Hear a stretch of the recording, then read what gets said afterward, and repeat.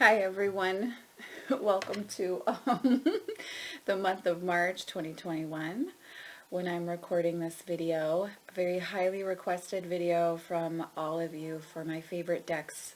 And you guys know I do these seasonally. And so this is kind of like end of winter as we step into spring, the decks that I'm working with and that I've found to be personally really meaningful at this time. And if you are feeling a little overwhelmed emotionally, almost like on overload, and perhaps struggling with, sometimes keeping it together or finding the wisdom in any given experience you may be walking through right now, I just want to assure you that you're not alone. It's been a pretty intense time, I think, this year has proven to be in some ways no different than last year in our kind of dance with Kali as we evolve collectively as a planet, if I can say it like that. So if you've been feeling that way, just please know that you're not alone. And some of these decks you may find to be helpful for you as you are traversing this time, for sure. So I really just want to talk for a moment about how you can use these decks in such a way that you're getting more out of it than just learning something or trying to divine a timeline for yourself in the future of maybe something that you want to see happen in your life. So really these, to me at least, tarot and oracle decks are really meant for spiritual development, for self-development, for coming to a clearer understanding of yourself in the story of the microcosm and the macrocosm, understanding the story, your personal story through the cards, but also the larger story at a planetary level through the cards as well. What your soul is opening up and evolving into on your personal journey, but also why you chose to incarnate at this time and be part of this, experience at this time on this planet. So when we work with the structure of tarot, or for whatever individual deck you might be working with, there's a lot of wisdom that we can access and understanding that we can really step into about ourselves. And I think any time that we can open up to the light within us and stop being distracted by whatever else is happening out there, it's pretty special. So in order to really work with the decks and get more than just, am I going to get that job? Or does that person like me? Is there a long-term potential in the relationship, right? I really encourage journaling and daily draws. And it's pretty basic, it's not rocket science to work with daily draws and journaling, but it does make a big difference in coming to understand how you work with the deck itself, but also the story that the deck is telling you that you are engaging in throughout your days. The time that you give yourself to journal also is a gift to yourself, and it's a part of practicing real self-care. So there's this kind of magical thing that happens when you engage in daily draws and journaling and thoughtful spreads and journeying with your decks that allows for a really fulfilling spiritual experience. At least for me it has, and that is what I share in my work with my clients. So if any of these decks resonate with you in this video, I would really encourage, and you have them in your collection, I would really encourage you to, devote some time this month to really spending time with these decks in regards to caring for yourself and understanding yourself. It's a really magical experience if you allow it. So I've rambled enough, and let's talk about what decks I'm using right now. And I've been working a lot with the element of air. I wanted to add this really quickly before I start talking about decks, which is not a home element for me. But there's been something about burning a lot of Nag Champa for me. And, you know, the act of lighting a flame, that to me is connected to the element of air, like a flame on a candle. Not, I mean, yes, that's the fire element, but there's something about lighting a candle and blowing a candle out that to me is related to the element of air. And so I've been sitting a lot with communication and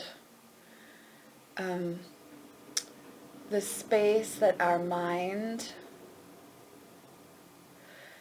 how our mind can create experiences for us. Now, I don't mean that in that cliche manifestation way. I mean instead more in a Nine of Swords way. So, yeah, I just wanted to share that really quickly while I grabbed a cup of tea. So, sip of tea. And let's talk decks, baby. So, I have been teaching a workshop called Between Horizons, and two of the decks that we've been using for that workshop are the Isis Oracle and the Kali Oracle. And I've been finding a lot of personal, I'm just going to show you the Isis Oracle first, a lot of personal bliss, bliss isn't the right word I'm looking for, like the Isis Oracle and the Kali Oracle have been almost like a balm to my soul in processing experiences that I've had, because I've had a lot go on this year physically that was unexpected. And this, you know, both of these decks have really offered compassion. That's what I'm looking for, an experience of compassion that's also very truthful as well. So not this idea of compassion in the sense of, you know, it's not a pandering. These decks don't pander. They're very honest with you. But there's also a sense of sisterhood and camaraderie and compassion with both of these decks that I've been finding for myself in ways that feel really different and beautiful, even though for the Isis Oracle by Alana Fairchild with artwork by Jimmy Minton, I've had that deck forever. So it's not, you know, not as if I haven't seen many faces of her, but this is a new face that's been revealed. That's really beautiful. This is the Kali Oracle, also by Alana Fairchild and Jimmy Minton. I know it's really hard to find right now, so I'm sorry for teasing you if you don't have it. But this deck as well has been really honest and forthright and upfront and truthful, but also still being loving and holding a hand and, you know, asking. There's an accountability with working with this deck, but there's also a sweetness that comes from the investment of time and energy that's really, just really, really special. Really special. This is a very special deck. I'm really coming to love it a lot. So that's the Kali Oracle, which I've been using a great deal. Now, kind of to go along with this air element energy, the next two decks have kind of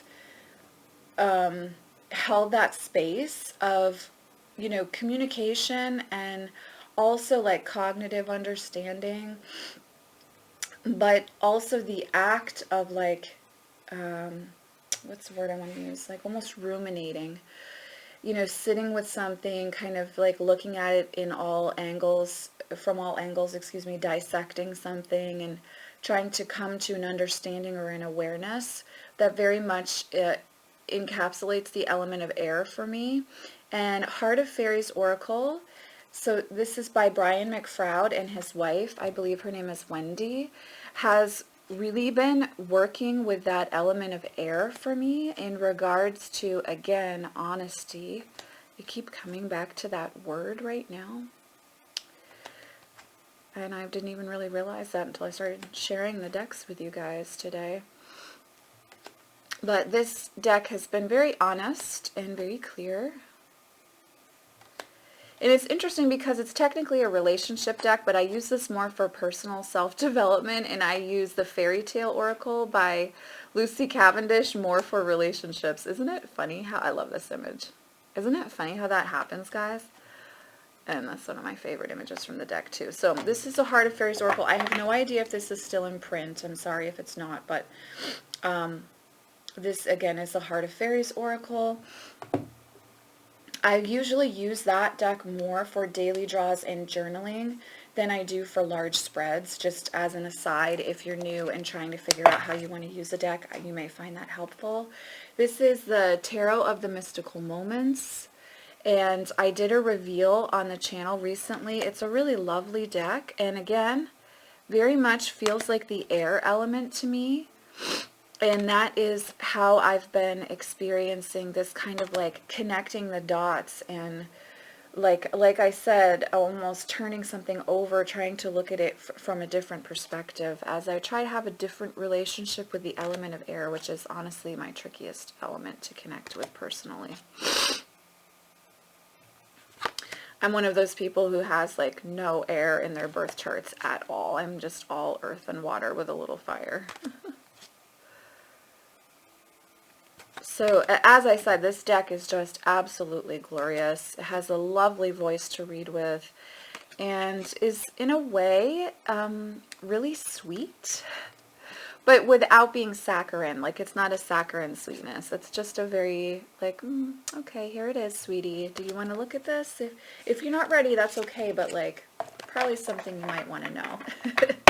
So that's how that one feels. That's Tarot of Magical Moments. Let's see, where do I want to go next? These other decks are definitely a bit heavier in energy. And you guys know, I am someone who follows a dark path, a left-hand path, if you will. And, sorry guys, I'm still getting over a little bit of a cold here. Yeah, so I am someone who follows a left-hand path. So these decks tend to be more of like a home base or a touchstone for me. And I really have found them to be that way over the last few weeks and as I move through this time in general. So I feel like I've been talking about this deck a lot. Excuse me, guys. But I really have just had such a powerful relationship grow with her. And the more and more that I use her, it just gets better and better. So this is Alice the Wonderland Oracle. It's a very, again, honest. I feel like there's always like a specific word I use for each one of these seasonal videos. But this is a very honest, upfront deck. It's great for shadow work or for when you need to confront something within yourself or reach a different layer of understanding about maybe something that's happening in your life. This is a great deck for this type of work. And the artwork on the whole is really lovely. And there's a very powerful sense of walking Alice's journey through Wonderland with her. And there's a real beauty to this deck. So this is Alice the Wonderland Oracle. I use this deck in a lot of client readings, and I also use this deck personally almost daily for a long time now. So if you are, you know, wondering what, excuse me, Lucy Cavendish deck you want to get, and you're looking for something that's liminal in the space that it holds, this is a really, really great option for you. So that's Alice the Wonderland Oracle by Lucy Cavendish and Jasmine Beckett Griffith. This is the Witch's Tarot by Burning Paper Hearts. I can't even, I love this deck so much. It's so, there is nudity in this deck, sorry guys. It's so moody and dark and everything that I find just absolutely delightful about my path as a witch. This Majors Only deck expresses really beautifully. And it's moody and delicious, and the cardstock is divine. it is a tarot deck and reads as a tarot deck, but for me, this deck likes to read big picture stuff, soul journey stuff. It likes to be used on Sabbats and Esbats. It's a very powerful, unapologetic deck that's really, really sexy and sensual and passionate and divine. And this is an independent deck by Burning Paper Hearts. I'm going to do a video on how to work with a majors only deck that will be featuring this deck. So if you have bought it and you love it, but you don't know what to do with it, I've had a few of you ask me if I would kind of do a walkthrough on that, and I am more than happy to do that. So you can be looking for that. That will be coming soon. Okay, so I've got 2 decks left on the list. The other deck, the last tarot deck on this list, we're Oracle deck heavy here, guys, huh? Is the Darkwood Tarot. I love this deck so much. Again, it's another one that's just like very much descriptive. The imagery is just so in keeping with how I experience my spiritual path. Very much the forest energy, obviously by the name, but also the journey of a witch, of a solitary witch, of someone who is forging their own path, and the energies and the entities that you come up against as you're asked to go deeper and deeper within yourself. You know, looking at your beliefs and your experiences and exploring the core journey of the structure of tarot itself. So this is the Darkwood Tarot, and she's just everything. I love her so freaking much. If you've been on the fence about this one, I highly recommend you get it. This deck is really talkative. She loves to read for clients, but she's also on par with Tarot of Vampires in how much, how personal my relationship with her is as well. You know, there are some decks that you really go super deep with, and then there are some decks that hold a space, and that's really beautiful. But you kind of understand what the space is, and it's not necessarily behind the veil or underneath the layers of clothing, if you will. And this is a deck that really gets underneath the layers of clothing and like snuggles right up to that very personal aspect of my journey, and is, again, really hardcore truthful. Really hardcore truthful. So the final deck that I'm going to talk about today, I haven't had on my list in a long time. And this is the Les Vampires deck, again, by Lucy Cavendish and Jasmine Beckett Griffith. I haven't worked with this deck in a while outside of client readings when I feel called to use it for a client. But when I pulled the deck out to do the Lucy Cavendish deck breakdown, I realized how powerful this deck is, and that I haven't used it for myself in a long time. It's a really great shadow work deck. This is the backing, and it's really, really, again, it's not, it encourages you to be your truest self, and to be unapologetic about being who you are. Now, of course, in order to be who you are, you have to understand who you are. And that shifts and changes and grows again and again on our paths. I mean, it's not something that stays in stasis if you're really forging your own journey. So this is a good deck to come back to when, you know, you are needing that clarity about who you are and where, like, have I gone off course here? And if I have, like, how do I come back to the center? How do I come back to grounding? So yeah, this is a really special deck, and I have not personally worked with her in some time, and I was really moved to connect with her again, and I'm excited to work with her personally for my own journey. There's an image I think is in here. Yeah, the Faith card I really, really love a lot. So, let me just see if there's anybody else in here. And the religion card too. It's kind of like a triptych, those three ladies. So again, this is the Les Vampire Oracle by Lucy Cavendish with artwork by Jasmine Beckett Griffith. And yeah, that's my list, guys. I know it's not as heavy as some of my seasonal deck videos, but these are ones that really are holding a very safe place for me personally, as well as for clients and on our journey through the cards together. So it's a really beautiful experience, and I love working with decks. It's something that has never gotten old for me, getting to know new personalities with each of the decks and really allowing them to open up a new perspective or journey has been helpful. Oh, I did bring this upstairs too. So as you guys know, like, I like to color occasionally when I have moments to myself. And I tend to color human forms, like artists who, like Zan Van Zed and things like that, who have pictures of like women. And I really like to typically work on my shading and skin tone and doing things like that in my kind of hobby time, my personal time for myself.